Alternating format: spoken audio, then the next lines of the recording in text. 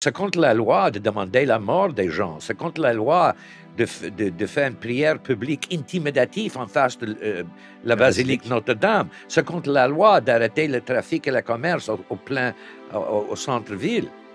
Et il y a des limites.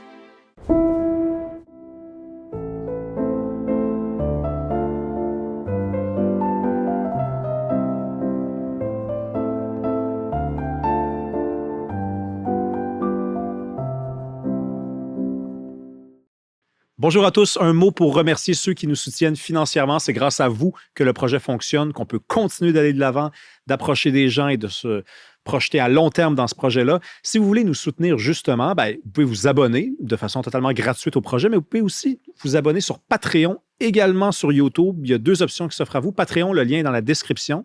YouTube, vous allez juste en bas comme ça parce que vous êtes abonné, mais vous avez aussi rejoindre, se joindre. Vous pesez là-dessus et dans les 2 cas, ça vous donne accès aux épisodes 3 semaines d'avance sans publicité ainsi qu'à du contenu exclusif. Sinon, à mardi prochain. Merci.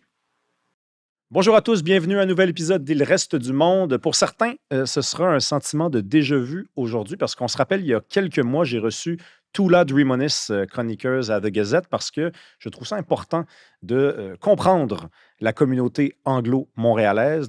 C'est des gens qui vivent parmi nous, ce sont des Québécois, certains en tout cas le revendiquent. Donc j'ai décidé d'inviter quelqu'un de très connu à l'intérieur de cette communauté-là, Beryl Wiseman. Bienvenue. Bien, merci beaucoup, Rémi. Est-ce que vous êtes un anglo-montréalais? Bonne question. Ouais. Je ne sais pas. J'ai aucune idée comment t'expliquer. J'arrivais ici de la France. Je n'ai pas le droit, comme j'ai mentionné, d'aller dans l'école française. Je suis complètement à l'aise dans la culture française, naturellement. Mais naturellement, il y a des choses, des hommes, des personnes en politique pour qui je ne suis pas une francophone québécoise de souche. Oh, de souche, oui. Ça. La souche, c'est la souche. Quand quelqu'un me demandait sur les ondes de mon politique, il y a un temps, quand j'ai dit que je suis une fédéraliste tiède, aujourd'hui, je dis que je suis une souverainiste tiède. Ce bon ne plaît pas à tout le monde. Je ne vous cacherai pas que c'est une des raisons pour lesquelles je voulais vous inviter, c'est qu'il y a quelqu'un dont je vais taire le nom qui m'a dit l'autre jour, Hey, Beryl Wiseman est rendu souverainiste. Puis je me suis dit, je vais vérifier ça. Je vous ai appelé, puis là, je me suis dit, OK, on va aller au fond des choses, mais tantôt. Vous, on va vous présenter d'abord. Vous étiez, jusqu'à tout récemment, l'éditeur du Suburban. Rédacteur en chef. Rédacteur en chef. Et tu sais, beaucoup des francophones font cette erreur à Québec. Éditeur le et rédacteur. mot éditeur, c'est quoi? C'est le propriétaire. Ah ouais. Éditeur, c'est publisher, c'est le propriétaire. Rédacteur en chef, c'est le... Effectivement. Donc, rédacteur en chef du Suburban. Ce journal-là, moi, je me rappelle parce que je le voyais passer. J'ai grandi dans NDG, sur la rue Summerled. Et ce journal-là, je le voyais là, devant les maisons. Je le voyais être même des fois feuilleté par des gens. Puis après, je suis sorti de ce quartier-là et je ne l'ai plus jamais revu, ce journal-là. Racontez-nous un peu, c'est quoi encore, ce journal-là? Maintenant, j'ai quitté après 18 ans pour retourner à mon activité de politique publique avec mon institut d'affaires publiques que j'ai commencé il y a 25 ans. Mhm. Mais nous avons grandi pour couvrir toute l'île de Montréal. C'est disponible en 1000 dépôts de l'Est à l'Ouest et ça sert 13, 14, 15, quelque chose comme ça, arrondissement et municipalité. Mais les francophones ne le lisent pas vraiment, non? 23% de nos lecteurs sont francophones. Oui, 23%. Puis est-ce que, j'ai une drôle de question à vous poser, est-ce que les anglophones de Montréal vivent dans un autre monde? Oui. Oui? Et... c'est clair. Mais c'est clair. Premièrement, nous avons besoin de définition. Vous êtes un sociologue. Qu'est-ce que c'est un anglophone? Ouais. L'ancienne old stock anglais regarde moi comme un immigrant. Je ne suis pas anglophone, je suis allophone. Ouais. Il y a une bataille.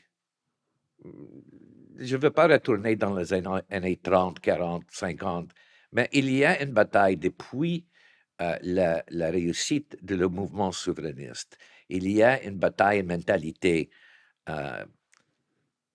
existentialiste, que la bataille, c'est existentiel, que nous devons être dans notre fortification. Et ça, c'était le plus grande erreur. Oui, il y a des choses, par exemple, dans les lois de langue qui peuvent être améliorées. Mais la réalité, c'est que les Québécois sont une société destin et chaque peuple destin avait un droit à autodétermination. Il y a cette idée dans la communauté francophone et anglophone, par hasard, qu'il y a une purité de possession. Mais il n'y a pas de purité de possession au Québec. C'était un rêve des rois. Une pureté de possession? Que sur le côté francophone, les francophones disent « Ah, nous sommes ici avec les intentions pures. » Mais après la conquête, c'était un désastre. Et les anglophones pensent non, c'est le destin après les guerres. Ils ont apporté la lumière. Oui, mais la réalité, c'est que Québec, la Nouvelle-France, n'oubliez pas, Québec, c'est seulement une partie de la Nouvelle-France qui est une tiers de la continent, était un rêve dans les têtes des rois de la France après la guerre de 7 ans entre la France et l'Angleterre. C'est seulement en 1764, le traité de Paris, que la France a demandé à l'Angleterre de prendre Québec et dit, écoute, nous voulons notre île dans la Caraïbe, Guadeloupe, Martinique, c'est juste plus facile pour nous. Et Canada est un expériment économique. Mais après tout ça, après toutes ces guerres, il y a une société destin, oui, avec implication dans le 19e siècle de beaucoup des anglophones, mais une société destin francophone qui a pris les idéaux de Montesquieu et a pris les idéaux du 18e siècle. Et dans le 19e siècle, et même les francophones ne connaissent pas leur histoire, la balance du Canada était économique, industrie.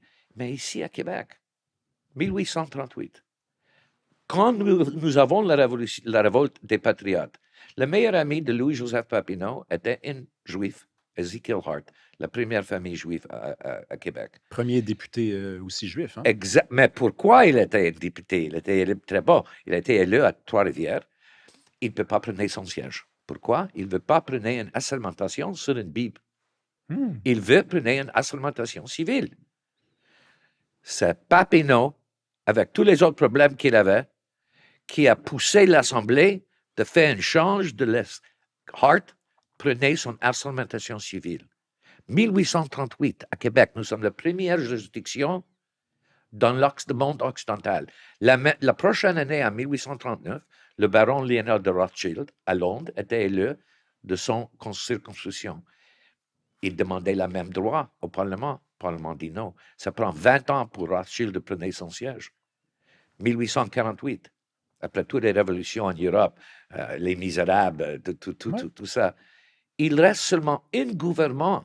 C'est ça, en 1848, presque toutes les monarchies ont tombé. Il y a des gouvernements progressistes, mais vrais progressistes, pas comme aujourd'hui. Après 6 mois, ils sont tous tombés, sauf où? Québec. Louis Lafontaine, avec Robert Baldwin, c'était le premier et le dernier, comme nous disons, gouvernement responsable dans le monde occidental. 1865, les grands débats entre Georges-Étienne Cartier et Aimé Dorion. Et Dorion dit oui, OK, je serai en accord avec l'idée d'une confédération, mais je veux une garantie que nous avons les partis politiques avec les liens de religion et de langue. Et Cartier a dit son fameuse remarque, non, j'ai une nouvelle vision d'un caractère national politique sans aucun lien, ni avec religion, ni avec la langue. C'est Cartier qui a gagné. Nous parlons aujourd'hui de laïcité. 1895, Wilfrid Laurier, qui est né à Sainte-Lynne, qui avait la première communauté juive, par hasard, à Québec. Une journaliste de New York Times lui demandait, Monsieur le Premier ministre, de quoi vous êtes plus fier dans votre vie politique? Il dit, je suis très fier d'être condamné par les prêtres protestants et excommuniqué par les prêtres romains. Ah. Le 19e siècle à Québec, Québec était une lumière de le monde occidental. La balance du Canada, elle dort. C'est ici que nous avons les idées, les philosophes, les écrivains. Et la grande noirceur de Duplessis est arrivée après la Première Guerre à cause d'une promise cassée par le gouvernement fédéral. Le gouvernement fédéral dit aucune circonscription. La Première Guerre n'est pas comme la Deuxième Guerre. Mais il y a vraiment l'histoire, la richesse culturelle. Si tu tirais la richesse culturelle du Québec, du Canada, vous ne restez pas avec beaucoup. Pour dire, il y a un peuple, il y a un peuple testin avec une culture testin qui a donné beaucoup à la philosophie et à le monde occidental qui sont un miroir de la meilleure pensée de le monde occidental. Mais la communauté anglophone, parce que là, vous venez de faire un cours d'histoire, c'est passionnant. La communauté anglophone, elle est ici, elle est au Québec. Je vous ai demandé si elle vivait dans un autre monde. Vous m'avez dit oui. Les anglophones. Oui, les anglophones. Les anciennes pur-lains anglo. La minorité historique. Pas tous, mais trop. Mais je dois dire une chose, pas les allophones.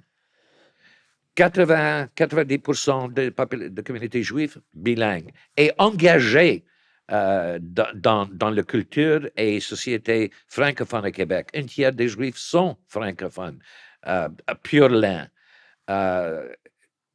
Les Italiens, 90%, non pas seulement bilingues, mais le taux de mariage avec les Québécois sont le plus élevé, complètement à l'aise à Québec. La même chose avec la communauté grecque. Quand j'ai dit oui, je parle de la segment qui sont vraiment anglais. La minorité. On appelle la minorité mais historique. Vraiment anglais, pas les immigrants, pas les ethniques. Oui, absolument, absolument. La minorité historique anglophone, qui est à peu près 8 à 9 de la population québécoise. Ensuite, il y a les allophones. Il y en a qui choisissent disons, qui choisissent l'anglais. Il y en a qui choisissent le français également. Mais moi, c'est cette minorité-là dont je veux qu'on commence à parler. C'est celle de NDG, est-ce qu'il y a un autre monde qui est le sien? Puis, c'est frappant. C'est frappant. Actuellement, NDG avait un bon... Qu'est-ce que c'est le mot que je cherche? C'est pas complètement anglophone. NDG, anglophone, francophone, immigrant. Mais le West Island. Le West Island, c'est une autre chose. Le West Island, c'est autre chose. Ça, c'est une autre chose. Mais vous les connaissez bien, ces gens-là? Vous avez été le rédacteur en chef d'un journal qu'ils sont, disons, majoritaires à lire. Oui. Comment ils arrivent à vivre dans ce monde-là, à côté du Québec? Moi, ça me dépasse. Comment on fait pour tolérer ça? C'est qu'on est mieux, on ne veut pas se mélanger? Qu'est-ce qui justifie qu'on se... Est-ce qu'ils ont peur? En 1939, ça c'est une excellente question. Et comme sociologue encore, je recommande ce livre. Un de mes héros politiques et journalistiques et activiste était le rédacteur en chef du journal Le Jour, Jean-Charles Harvey. Et Jean-Charles Harvey a écrit un roman, et je recommande à tout le monde. C'est un petit roman, 160 pages, disponible partout, qui s'appelle La peur. Et dans ce roman, il expliquait comment la peur est utilisée par la droite à l'état, et c'est un attaque contre Duplessis, pour faire la peur dans les cœurs des francophones. Mais si vous voulez, prenez ce livre et tournez le miroir. Ça, c'est la peur depuis 1976 des anglophones, de ne pas engager. C'est la même style, c'est la même distance, la même peur. Harvey, avec le sénateur T.D. Bouchard, qui Duplessis a appelé le diable de Saint-Hyacinthe, c'est Bouchard et Harvey qui aidaient Adelaide Godbout d'avoir la seule victoire libérale contre Duplessis. Ça, c'était en 1941. Par hasard, c'est Godbout qui a créé Hydro-Québec. 139, je pense, que gagné Godbout. 41. Ben non, parce que... Je pense 39, je pense 40. Duplessis, c'est 36 à 39 et 44 à 59. Ah, OK. Donc, 39, ouais. I stand corrected. Ouais. J'ai pensé que... Mais dans cette campagne électorale, Harvey a crié Monsieur Duplessis, j'espère que je me souviens des mots, la liberté n'accommode pas comme devise qu'ici, que dehors de Québec, vous disons quoi de parler. Et ici, à Québec, vous demandons quel mot d'utiliser. Ça c'était un discours remarquable de Jean-Charles Harvey. Mais la peur, c'est un truc qui est difficile à comprendre parce que quand on a peur, qu'on a très peur, on quitte. Hein, moi, si par exemple, j'avais peur de vous, là, je ne serais pas dans la même pièce que vous. Je m'en irais. Mais les anglophones, il y en a qui sont partis à la suite de l'élection du Parti québécois. Beaucoup, Il y a beaucoup. beaucoup d'exodes. De la peur que... Mais ceux qui sont restés, est-ce qu'ils ont encore peur? Vous les connaissez, là? Non, Non? pas peur, mais juste comme give me a break. Qu'est-ce qui leur fait peur?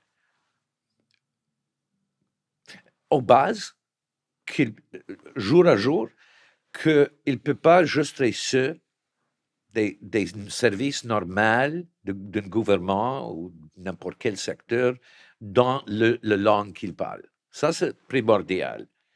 La deuxième question, c'est Canada. La première question, c'est service. C'est moi. La majorité des gens, et malheureusement même les avocats, même les politiciens, ne regardent pas les lois. Oui, une personne peut prendre une position que les lois de langue sont un peu extrêmes, mais quand tu regardes les lois, il y a des exemptions partout. Fait qu'ils connaissent mal ce qu'ils critiquent. Oui. Parce que, comme tu as dit, il y a l'utilisation de la langue péjorative. La langue était complètement, même les mots étaient complètement détruits. Oui, il était extrémiste à chaque côté. Mais la réalité, c'est que l'histoire demande. Et quand j'ai donné des discours dans la communauté, anglo-allophone, ouais. Il y a une nouvelle compréhension depuis le 7 octobre, depuis le commencement. Je ne veux pas parler d'attaque de Hamas contre Israël, mais le commencement de l'attaque fondée par Iran contre l'Ouest, contre le monde occidental, la demande des islamistes pour avoir une société complètement sous leurs pieds. Pas pour la première fois en histoire.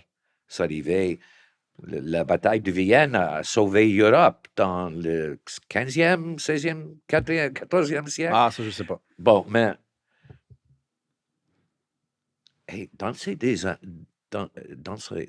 pas seulement la communauté juive, mais les autres communautés ethniques qui avaient une égalité précisément parce que Québec est fidèle à une société laïque, religion, culture, matière privée, avec tout notre bonne foi, pratiquez votre religion, pratiquez votre culture. Mais nous avons, comme la France avait, où je viens, avait un mur de feu entre la foi et les toits pour 200 ans. Il y a une compréhension maintenant que seulement Québec est la seule juridiction au Canada qui actuellement fait des barrières pour protéger une société laïque, séculaire, démocratique et fait les lois contre les extrémistes. Je suis une de ces 3 non-francophones de souche, si vous voulez, Ouais. qui appuie complètement la loi 21. Ben, attendez, c'est ça, justement. Donc là, si j'ai bien compris, c'est là qu'il s'amorce un petit tournant, là, parce qu'on a généralement tendance à associer les anglophones et les allophones à un courant de pensée qui s'oppose en bloc à la loi 21, qui est favorable au multiculturalisme, l'idéologie de Pierre-Éliott Trudeau est vraiment exacerbée par son fils Justin Trudeau. Mais là, vous dites, depuis quelques années, là, depuis qu'on voit que pousser à l'extrême, pousser à la limite, ça va trop loin, là, il y a une réflexion qui est en cours à l'intérieur de la communauté Je peux te dire une chose. anglophone. les chefs des communautés minoritaires immigrants anglophones, n'importe quel nom tu veux utiliser, pas la majorité, mais une très forte pluralité aujourd'hui dans l'appui complet à la loi 21, et pas seulement la loi 21, mais à la loi 9 et 13, et particulièrement 84 qui doit passer en février. C'est essentiel. Ça, c'est la question maintenant dans les communautés non francophones de souche primordiale. Ce n'est pas la souveraineté, ce n'est pas le français-anglais, ce n'est pas le fédéralisme. C'est qui va protéger notre monde séculariste démocratique. Et je peux dire facilement que 40-45% dans ces communautés ne regardent pas à Ottawa comme le champion, d'un protecteur de ça. Parce que Ottawa, et c'est dans les mots du premier ministre. Mais en même temps, M. Weissman, ça ne s'observe pas vraiment dans les sondages. Là, on est en allée électorale, on verra là, en octobre 2026, mais il y a deux partis à l'Assemblée nationale qui sont ouvertement contre la loi 21. Il y a Québec solidaire, mais il y a le Parti libéral aussi. Puis dans les sondages, on voit que les anglophones et les immigrants sont à fond derrière le Parti libéral. Donc, comment ça se traduit dans le réel, ce que vous me faites observer? Je ne sais pas qu'est-ce que sera le résultat de la vote. Et malheureusement, il y a une tendance des électeurs de voter comme leur père et les grands-pères. Mais sur le terrain et dans les salles de conférence avec les chefs des communautés, il y a cette compréhension. Puis qu'est-ce qui s'est passé? Est-ce que vous avez parlé de l'attaque du 7 octobre? Est-ce que c'est tout ce qui a suivi ici? Les manifestations pro-palestiniennes, Oui. la violence, c'est le type de manifestation. Tu veux manifester? Nous avons un parc Montréal qui est plus grand que Monte Carlo. Allez manifester toute la journée. Mais c'est contre la loi de demander la mort des gens. C'est contre la loi de faire une prière publique intimidative en face de la basilique Notre-Dame. C'est contre la loi d'arrêter le trafic et le commerce au centre-ville. Et il y a des limites. Il n'y a pas de la liberté d'expression jamais au Canada, ni en France, ni en les États-Unis. C'est juste, il y a des limites et tu dois respecter l'autre. Et il n'y a pas un droit d'inciter la haine. Il n'y a pas le droit de faire la peur, encore la peur. Je retourne à la livre de Jean-Charles Sauvé. C'est la politique de la peur. Et il connaît très bien. Et quand la population a regardé, et n'oubliez pas que dans les communautés ethniques, immigrantes, comme vous voulez, beaucoup des commerçants, beaucoup au centre-ville, ils veulent leur vie. Bien sûr que oui. Ils veulent la liberté de leur vie, de locomotion. Et ils regardent, écoute, hey, qu'est-ce qui se passe ici? Québec fait la 21, Québec fait la loi 9 contre la prière publique, fait la nouvelle loi 13 de Yann Lafrenière contre cette contravention de loi, et 84. Bon, ça c'est important. Est-ce que ça veut dire qu'une péquiste ou une caquiste peut gagner dans West Island? Je ne sais pas. Oui, mais c'est ça. C'est là que moi, je vous crois. Mais de toute façon, je n'ai pas de raison de ne pas vous croire. Mais ça, c'est pas le test. Ouais. Le test doit être en réalité et en vérité. Bien sûr. Nous avons besoin de cette loi. Le projet d'une société laïque, séculaire, c'est important. C'est dans les traditions occidentales. Le deuxième président des États-Unis, John Adams, a dit l'administration civile ne va pas prendre aucune connaissance de religion. L'exemple de France, nous connaissons. Ouais. C'est nécessaire aujourd'hui. Et malheureusement, Trudeau fils, pour des raisons strictement politiques, a ouvert les portes à n'importe qui. Pourquoi il a fait ça, d'après vous? Politique. Oui, pour avoir des votes? Politique. Il y a des choses que je ne peux pas parler, que je t'ai témoin. Politique. OK. Et pour son père, par hasard, que je connais très bien. Vous ne pouvez pas nous en dire un petit peu pour qu'on vous comprenne au moins? Pas du tout. Non? Mais juste... Regardez les chiffres d'immigrants, regardez certaines réunions que M. Trudeau avait avec des organisations nationales, quelles organisations et qui ont rentré, Comment vous pouvez avoir un pays? Notre famille est arrivée de la France.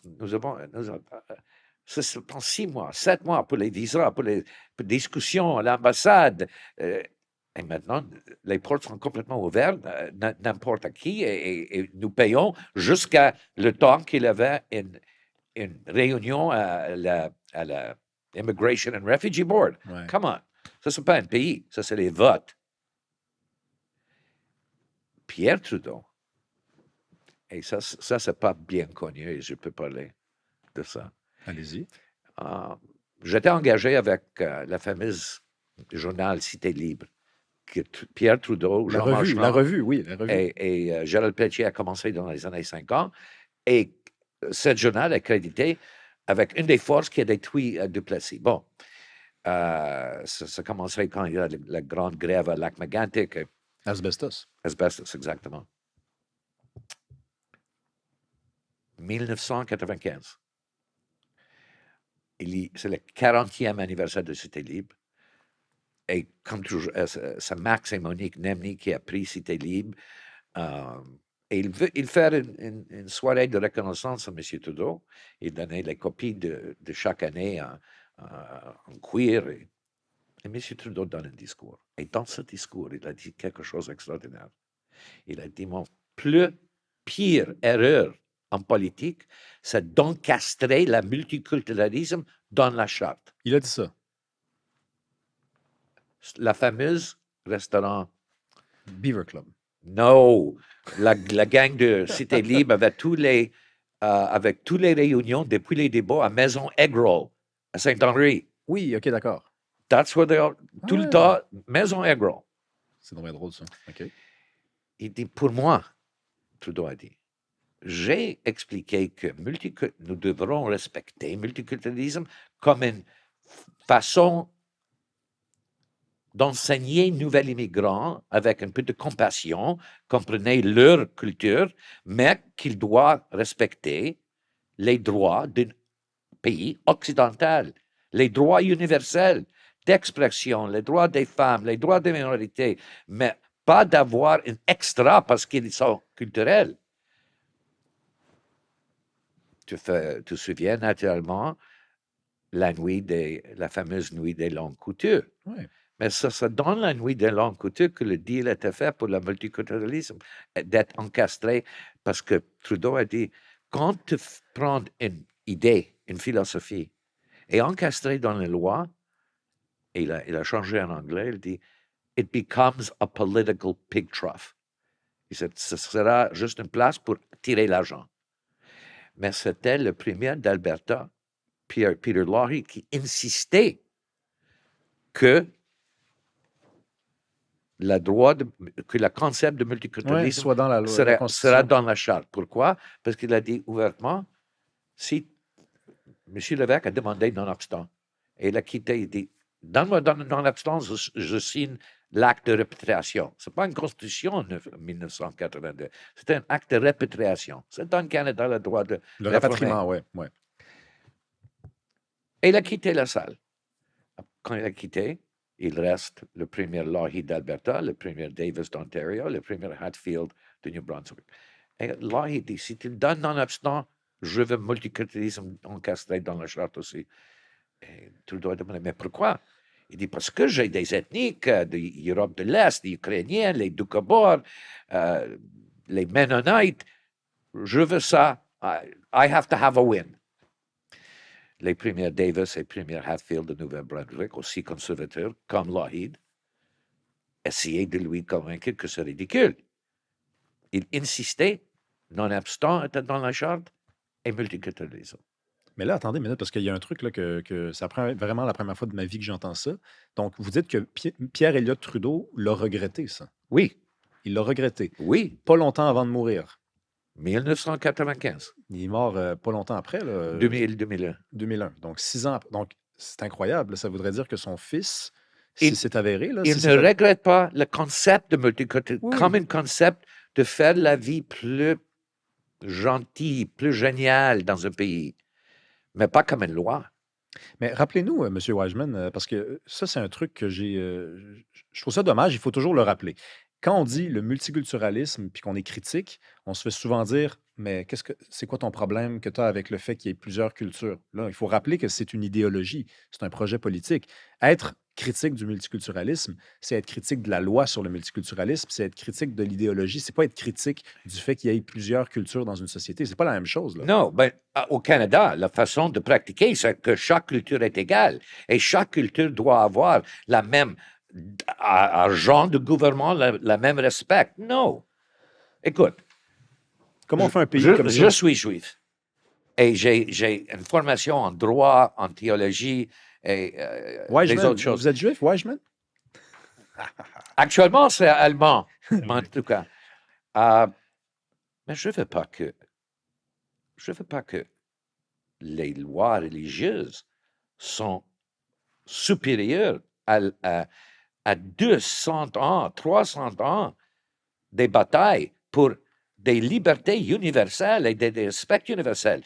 Quand chaque personne est égale dans la philosophie du multiculturalisme, c'est quoi? Il n'y a pas aucune égalité.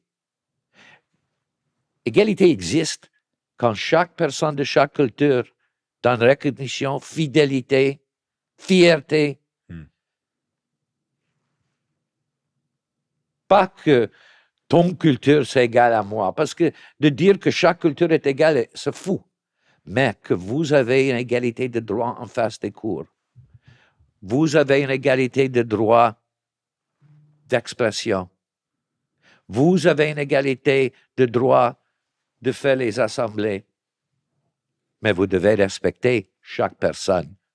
Mais il y a un problème avec le multiculturalisme, c'est que ça nie l'histoire. En fait, ça nie... Exactement. Et plus que ça,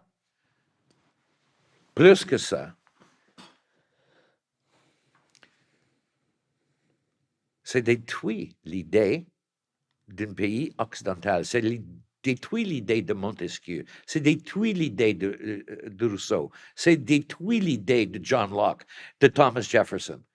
Les grandes aspirations d'une société sophistiquée et égale et partagée dans la politique d'identité. Ah, voilà, $10 pour vous. Ah, vous avez je sais pas, une célébration. Voilà un chèque. Pourquoi? Nous pouvons arrêter la pauvreté au Canada si nous pouvons arrêter le financement pour vote de chaque particularité. Mais c'est surtout aussi, M. Weishman, je comprends pas comment quelqu'un a vraiment pu imaginer que ça fonctionnerait, ce truc-là. Premièrement, le multiculturalisme. De dire à tout le monde, vous avez tous une identité. Et tous un droit égal à la richesse d'un pays. C'est ridicule. Et vous allez tous être ensemble et vous allez faire un pays ensemble. Les droits allaient à les individus. Les individus qui accomplissent des choses pour le bénéfice d'une société ou pour le bénéfice de lui-même, bon, mais qui ne demandent rien de le gouvernement. Les choses intéressantes à Québec dans le mouvement indépendantiste, je peux dire depuis le début, parce que c'était, vous me demandez encore dans la communauté anglophone, ou Old Stock Anglos, mais il y a une impression que le mouvement souverainiste était un mouvement de gauche. Et ce n'est pas ça. Ni René Lévesque, ni Jacques Parizeau, ni Lucien Bouchard, ni Paul Saint-Pierre Plamondon. Ça, ce n'est pas les gauchistes. Il veut moins gouvernement. C'est une question qu'il veut décider pour... Le projet national est maintenant un projet de tout le monde occidental. La liberté des individus. Et ça, c'est primordial dans la philosophie française.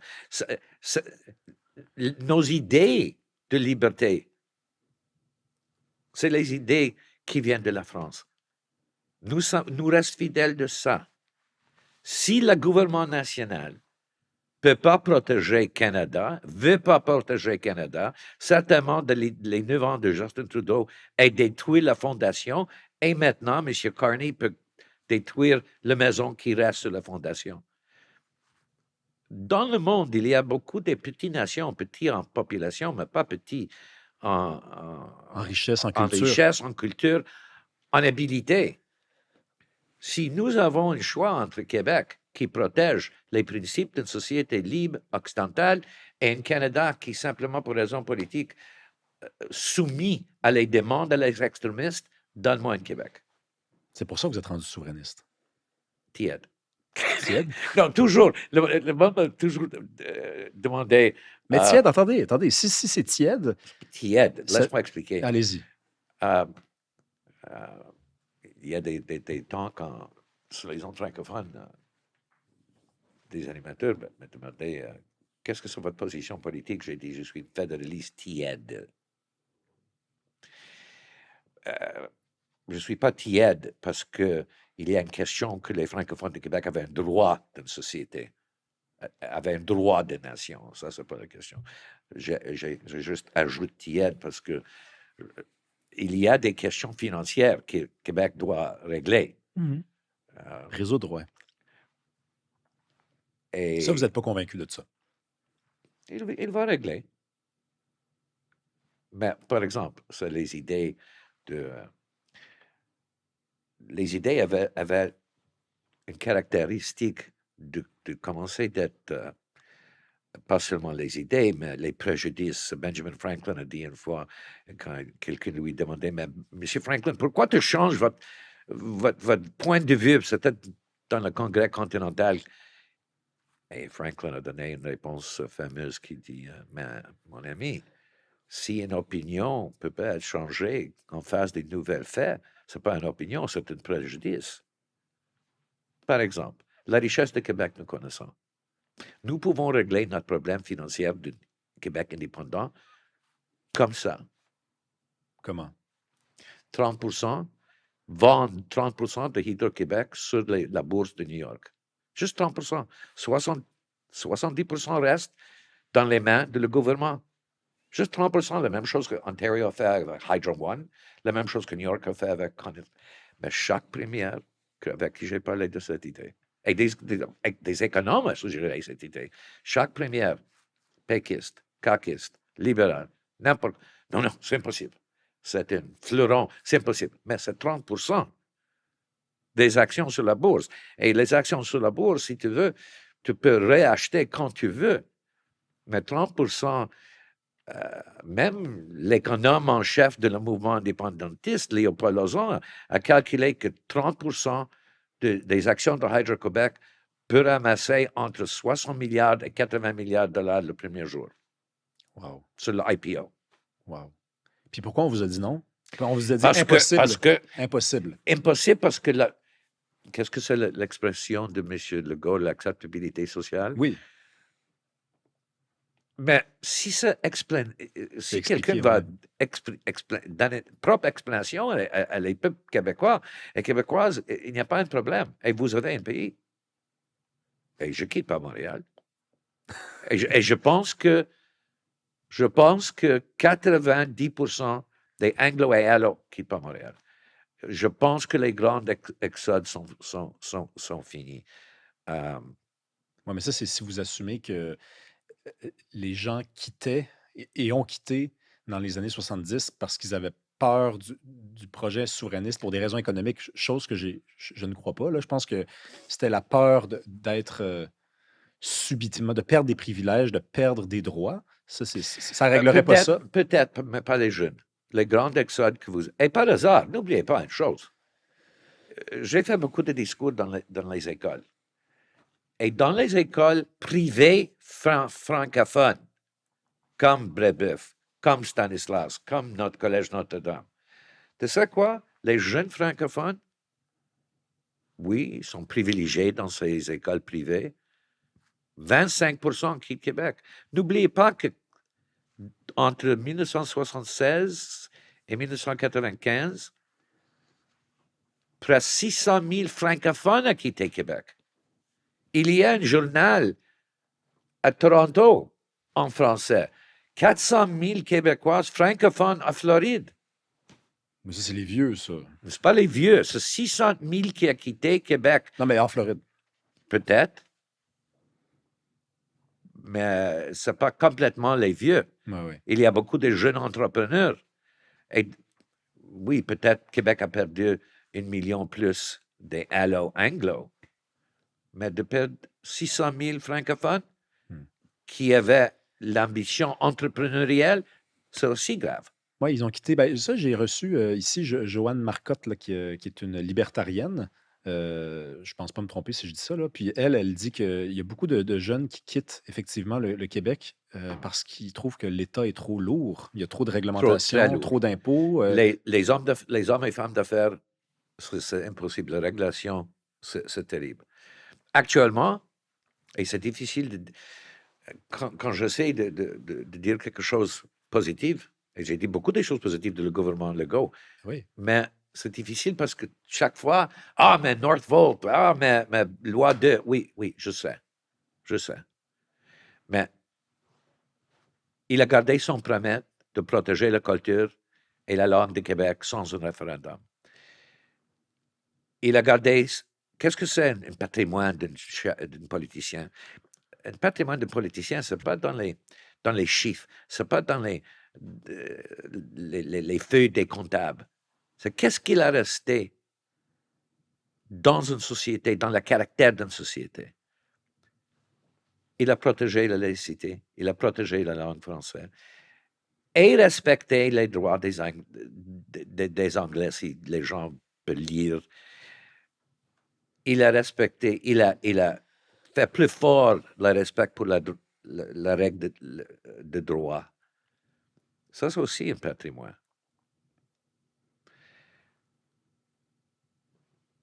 Je pense que maintenant, s'il y a une élection, que M. Plamondon sera élu, les sondages disent que 65% des francophones ne veulent pas un référendum. Oui, non, les sondages sont des sondages. Mais s'il sera un référendum pour le oui, je ne vois pas qu'il sera un autre exode. Parce que la majorité de l'exode, c'était les jeunes qui juste veulent opportunité. Et comme vous avez dit, il veut une place où la régulation n'est pas tellement lourde. Écoute, il y a maintenant un petit exode de New York à Floride. Oui, à cause par des les hommes d'affaires. Juifs qui fuient. Pas seulement juifs. Non? Les hommes d'affaires qui ne veulent pas regarder un maire qui dit « Je donne chaque chose libre, les autobus seront gratuits, nous geler les loyers sur les appartements, je fais une taxe spéciale sur les millionnaires de une fois 2%, sur les actifs, pas seulement sur le revenu. They had enough. » Oui, puis New York, c'est New York. Puis là, c'est en train de perdre un peu ce que ça a déjà été. Écoute, si tu veux parler des questions d'ethnicité, ben, je voudrais parler les catholiques étaient enragés en New York semaine passée. Ben oui. 2/3 de New York, de la ville de New York, sont catholiques. Irlandais, italiens. Pour la première fois en 100 ans, le maire de New York a refusé d'aller aux installations de la nouvelle archevêque de New York. Première fois en 100 ans. Ah, c'est pas un hasard. Hein? Le cardinal Dolan a pris son retraite. J'ai oublié le nom de la nouvelle archevêque, qui n'est pas un cardinal. Première fois en 100 ans. Tous les maires juifs, l'ancienne maire Koch, l'ancienne maire Bim, maire Bloomberg était là. Pas lui, première fois. Wow. Est-ce qu'on peut parler des Juifs à Montréal, de l'influence des Juifs dans l'histoire de Montréal? Tu sais, on dit Schwartz. Il y a Schwartz, Leonard Cohen, Mordecai Richler, mais c'est plus que ça. Là. Il y a plus que ça. Puis Richler, c'est pas un gentil. La première alliance. Oui, après le 1763, il y a une division.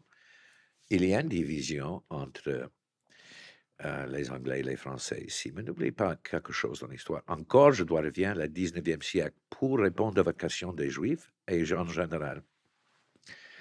Quand je dis la société, c'est Jean-Baptiste, qu'est-ce que c'est ton première pensée? Donne-moi un adjectif. Un adjectif, j'allais vous donner un nom de personne, mais un adjectif, banquet, tiens. C'est même pas un Et adjectif. si Ça. je dis, Joyeux, tiens. Ça, c'est un adjectif. par le jour, la société, Oui. Saint-Jean-Baptiste, ton premier adjectif, c'est joyeux. Oui. OK, pas mal. Tu connais ton histoire peut-être, ou peut-être ce sera une surprise. La première réunion de Société Saint-Jean-Baptiste est en 1834 ou 43, je peux mélanger. Les deux chefs, Ludger Duvernay et une avocate irlandaise, John McDougall. McDougall ou McDonald. Son maison était la place où il y a le Gare Windsor maintenant. Ah, belle maison quand même. C'est des deux personnes qui veulent faire une unité à Québec. Il se lève les verres, premièrement à la Reine, deuxièmement aux États-Unis et troisièmement à Papineau. C'est la Société Jean-Baptiste qui a commissionné au Canada. Et, pas les mots par Émile Nelligan, mais la musique par Calix Lavallée. Et c'était une chose complètement différente avant la Première Guerre mondiale. Et il y a beaucoup de gens. L'histoire des Juifs à Québec, les Juifs n'avaient pas jamais un problème dans le 19e siècle. Il y a des problèmes après la Deuxième Guerre, oui. Il y a des organisations de la droite, particulièrement Édirine Arcan et les chemises bleues. Il y a des attaques contre les Juifs, mais l'influence des Juifs, l'influence entre les Juifs et les francophones, c'est beaucoup plus proche intellectuellement que entre les Juifs et les anglophones. Excuse-moi. Non. Mordecai Richler disait que les Québécois étaient antisémites, plus antisémites que ne l'étaient les Canadiens. Il avait son droit de penser, mais... Bien sûr. Mais est-ce qu'il avait raison?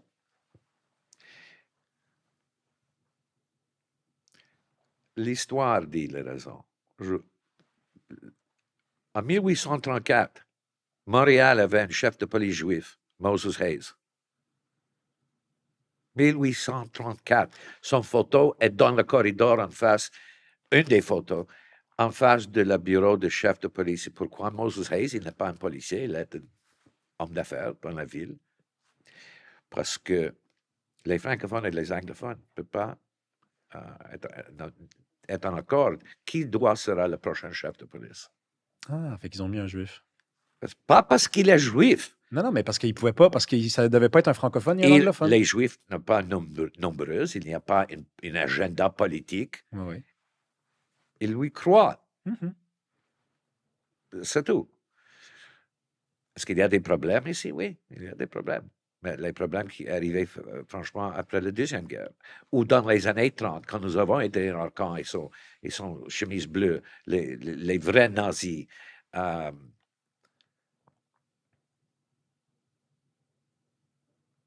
Le premier livre sur souveraineté, le premier livre cité par Pierre Bourgault, parce que le Parti québécois n'est pas le premier parti indépendantiste. La première partie était le Rassemblement pour l'indépendance nationale. Le chef est Pierre Bourgault. 1960. Il a cité ce livre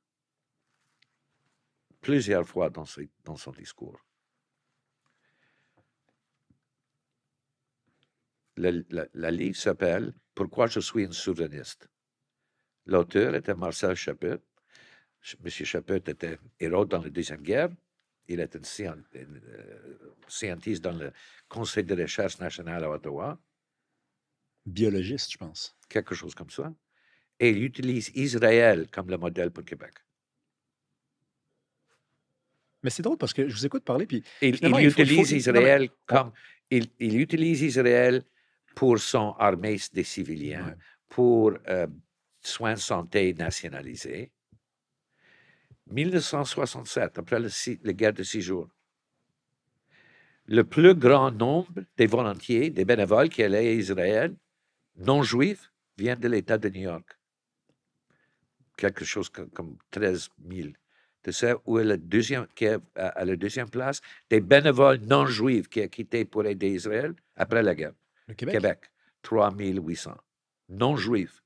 Fait qu'on peut choisir. C'est-à-dire que quand Mordecai Richler disait ça à propos des Québécois, il détestait les Québécois, on va se le dire là. Il disait I'm proud to never speak French in public. Il disait ça. Donc ça c'est de la haine parce que derrière ça, il y a quelque chose, il y a une victoire, il est victorieux d'exprimer ce mépris-là comme ça. En privé, il n'est pas comme ça. Ouais, ben moi, Je sais, je comprends, c'est les mots terribles. Ouais, et puis tu sais, en privé, il n'est pas comme ça. Pourquoi il l'a en public? Donc, ça vient un peu confirmer le fait que... J'ai parlé avant Vous avez déjà parlé avec lui? Oui, de Jean-Charles Harvey, le grand rédacteur et auteur. Il y a une ligne, tu as mentionné Leonard Cohen, il y a une ligne de poésie. Montréal juif, si tu veux. Ça commence avec A.M. Klein, un professeur de droit à McGill, mais un grand poète. Il a enseigné Irving Layton, et Layton enseignait Leonard Cohen. Mais tous ces trois, tout le temps, avec les liens avec les intellectuels francophones à Québec, avec Gabriel Roy, avec les écrivains, avec les poètes de l'expérience francophone. Ouais. Quelqu'un me demandait une fois, qu'est-ce que c'est qu'est-ce que c'est la différence entre l'antisémitisme à Québec et l'antisémitisme en Ontario? Et je réponds dans la manière suivante. J'ai dit, écoute, tu peux aller dans les régions, et je me souviens quand il y a des pancartes, même à Sainte-Agathe, pas des Juifs, pas des chiens. Tu rencontres quelqu'un, il peut dire, maudit juif, quelque chose pas bien. Et après 5 minutes de conversation, tu es allé pour une bière et il est ton meilleur ami pour vie. Oui, il a dit quelque chose pas bon à toi. Parce que dans les régions, oui, 30 ans passés, l'abbé ou la prêtre a dit que les Juifs ont tué C'est comme une vieille habitude. les Jésus. Mais ça change comme ça. Puis en Ontario? Ontario, c'est différent. Ontario, tu es allé à un homme d'affaires, par exemple. Il place son main à côté de toi. Viens avec moi à mon club pour luncher. Et entre le deuxième et troisième martini, le couteau est ici dans ton dos.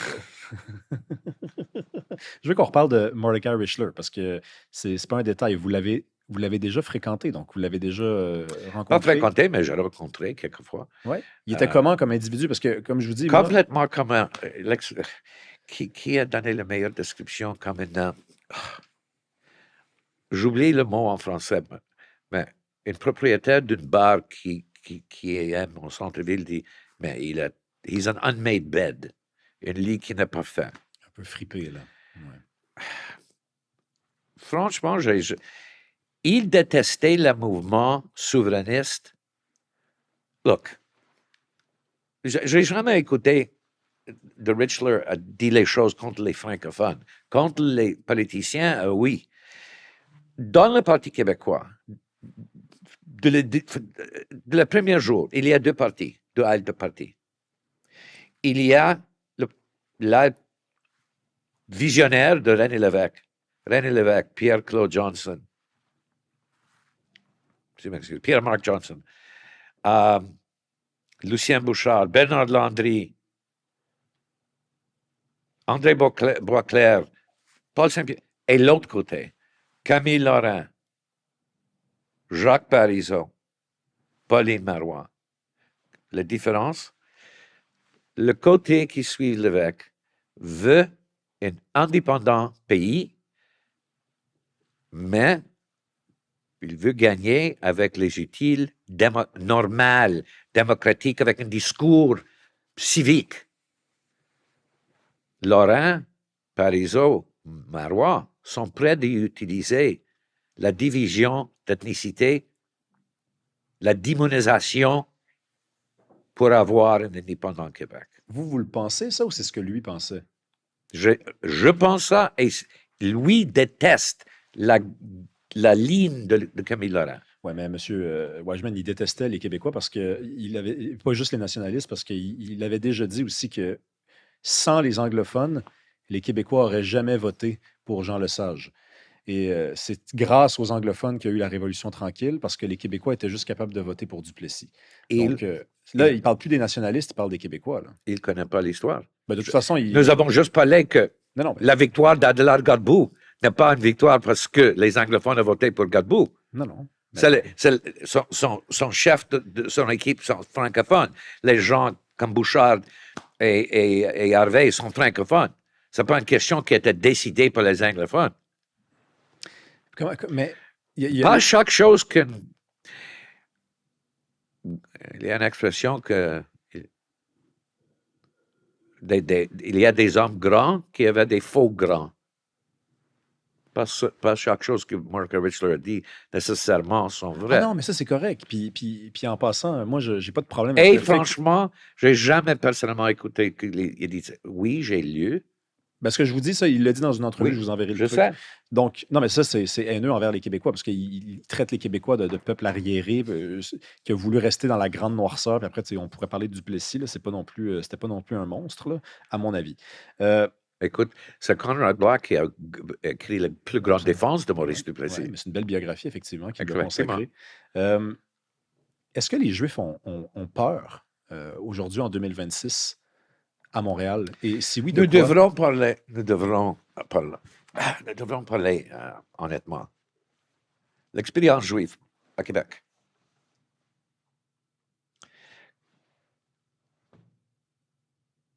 Nous avons parlé de Québec comme une lumière de l'Occident dans le 19e siècle. Mais regarde ce qui est arrivé à Québec après la Première Guerre. Oui, c'est pas une guerre comme la Deuxième Guerre. Oui. Tout le monde était forcé après que le gouvernement de Borden a promis aucune circonscription. Et tu sais, par hasard, dans la Première et la Deuxième Guerre, le pourcentage des gens en uniforme, le plus haut, c'est dans les francophones de Québec, plus haut que les Américains. Les soldats reviennent. De quoi? L'épidémie, le Spanish flu, pas d'emploi. Ils ont prêt pour extrémisme. Et dans les 6, 7, 8 années passées après, il y a des extrémismes. L'abbé Groux, qui a écrit en 1922, « Jamais le sang des Juifs, ni les nègres, nègres ou noirs, sera dans le sang pur des francophones de Québec. » Première étape. Il a joint, effectivement, immédiatement avec l'archevêque... je pense son nom était Taschereau, qui a fait un deal avec Duplessis.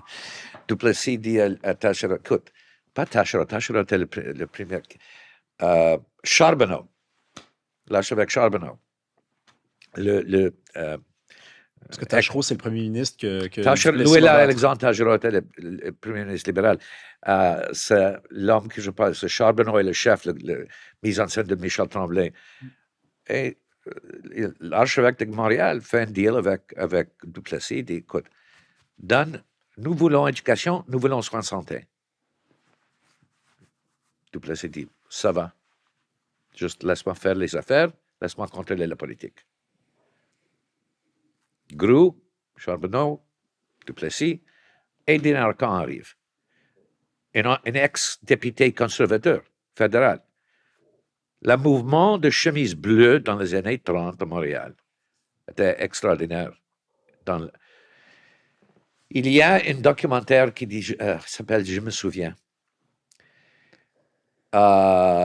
1938, à la stade de l'Ormier, la même place où Jackie Robinson a cassé le barrière des couleurs dans le sport professionnel, chaque dimanche, 30, 40 couples, fait le mariage, et après les bénédictions des prêtres, il tourne comme ça et fait le Sieg Heil. À qui? Eddie Arcan, Abbé Groux et Camillien Hood, le maire de Montréal, qui est tellement et ouvertement pro-nazi qui en 1940 ou 41, le gouvernement fédéral est obligé de placer lui et Eden en prison pour la balance de la guerre. Et Hood contrôlait la ville, en tout cas. Après la guerre, comprenez l'expérience des Juifs au Canada. Nous parlons de Québec. Ouais. C'est pas façonnable d'être nazi. C'est pas façonnable d'être une chemise bleue après la guerre. Il y a une nouvelle formation qui s'appelle le Bloc populaire, qui est formé en 1946-47. Extrémiste au bout. Ça, c'est André Laurando, non? Pardon? C'est pas André Laurando, ça, le Bloc populaire? André Laurando. Non, vous êtes sûr?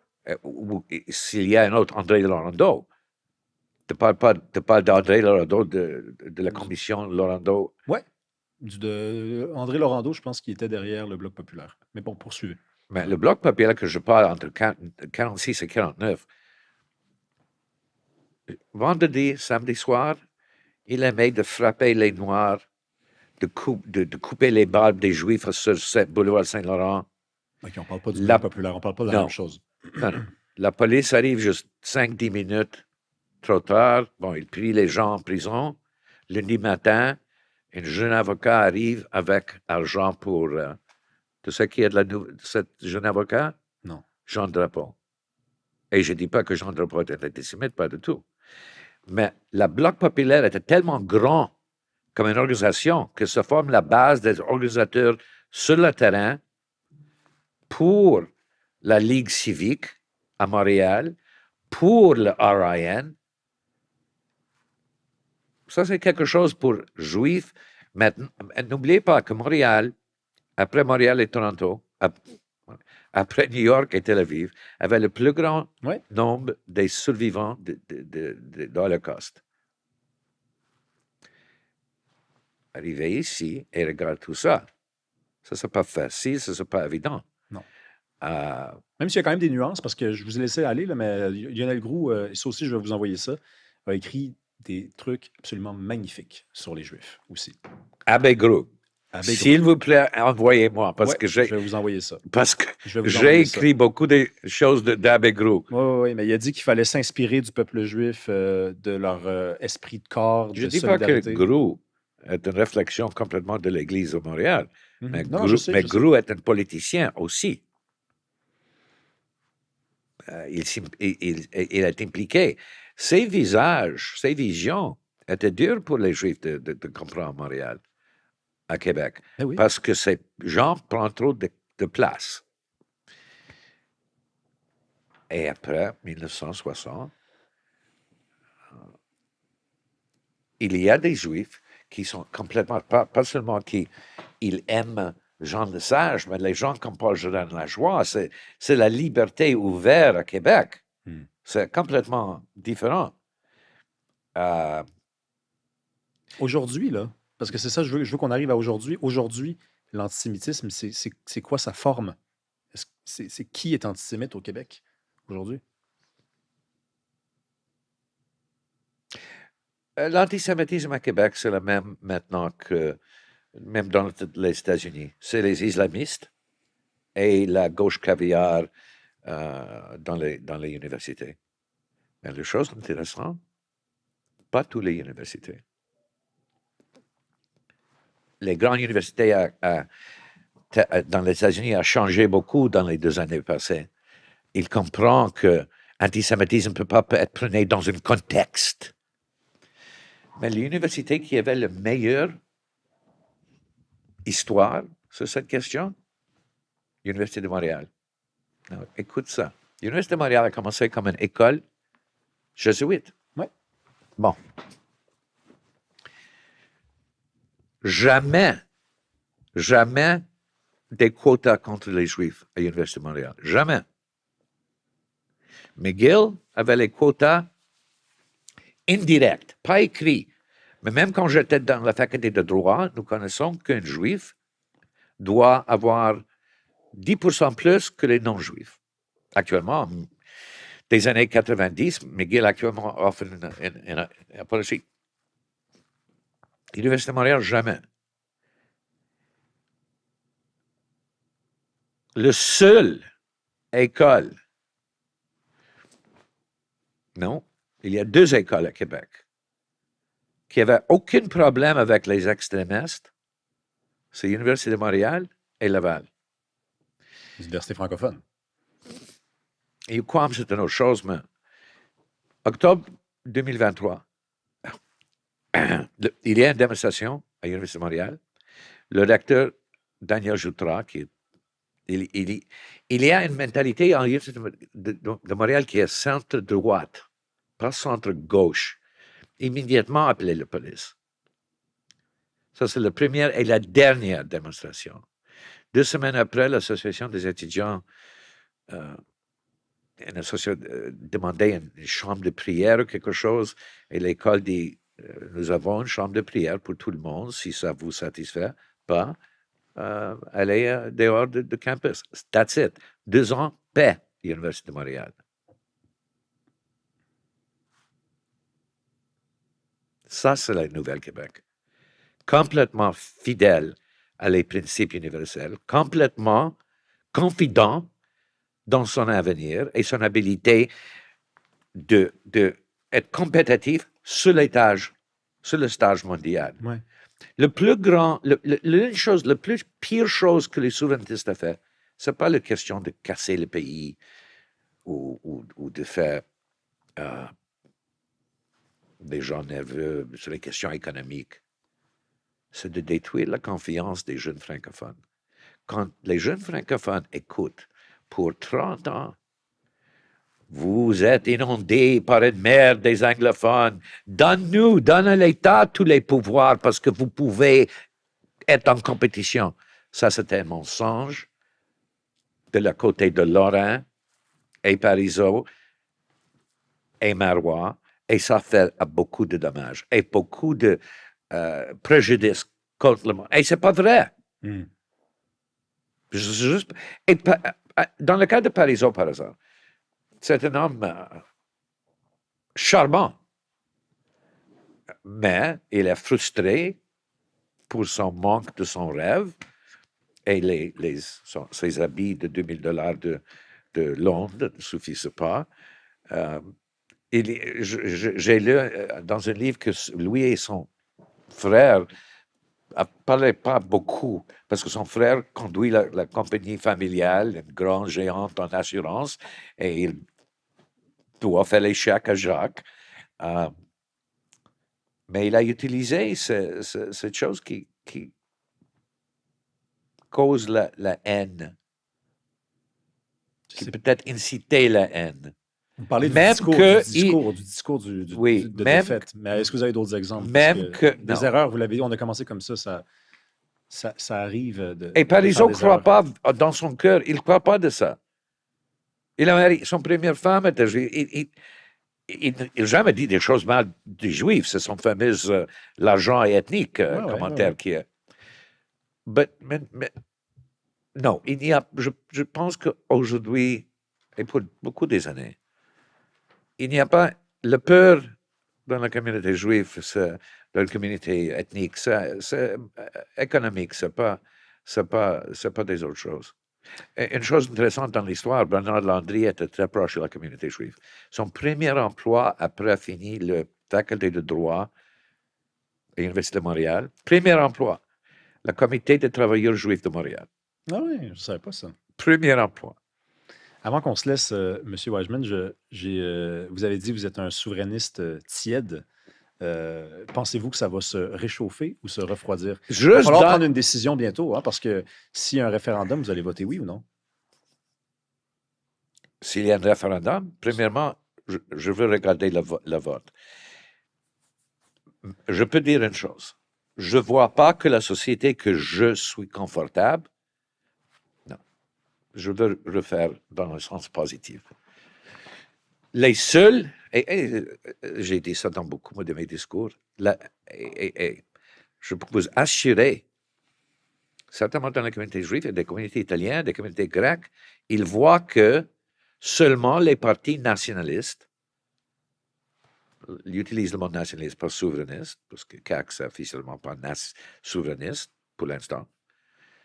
Seulement les partis nationalistes donnent l'appui à les lois qui protègent une société séculaire, laïque, démocratique, et qui sont prêts de faire la bataille contre les forces les plus noires, les plus mâles dans le monde occidental.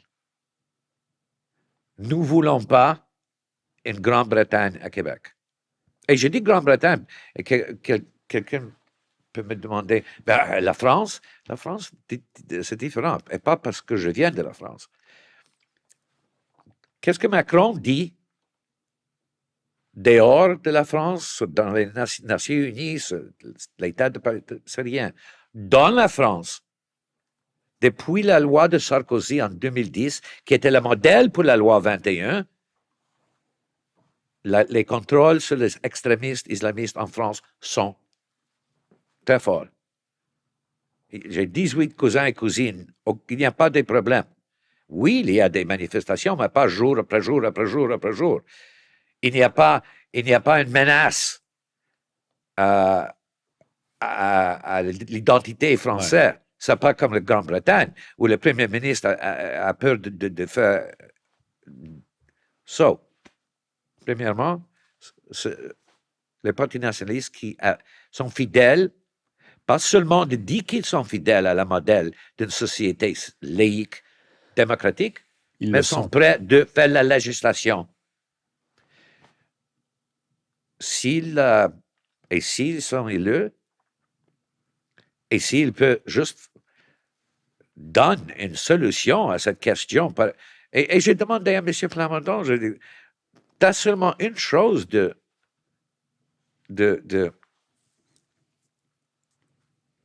expliquer à la population québécoise. Tu dis que tu ne veux pas le 15 milliards de dollars de Ottawa, les paiements de... Bon.